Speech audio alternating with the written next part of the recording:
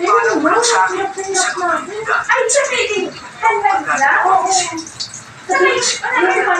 Sino na parang mukha ng iwan. Hindi ang kanilang mga alaala. Ginawang ito, protektahan ng mga mamamayan ng palasyong ito. Masama ng ating bida. Ikaw ba si Hendrik? Ikaw ba talaga? Ako nga, iniisip ko kung kailan ka magsasalita sa akin. Sagot niya sa ating bida. Nagulat naman. Hendrik na ito. Nakikita sa paligid ng tamang gawin.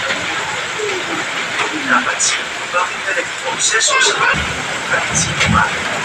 Sino ka nagmamalakalaban sa kalooban ng Diyos? Ano ang pangalan mo? Nagpapangas sa mukha. Nagaya ng kanyang kaibigan na Panginoon.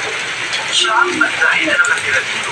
Siya rin ang gumawa ng espada upang maliwanag ni Henry sa ating bida. Ako na, dapat ka nang umalis dito dahil nakuha mo na ang espada.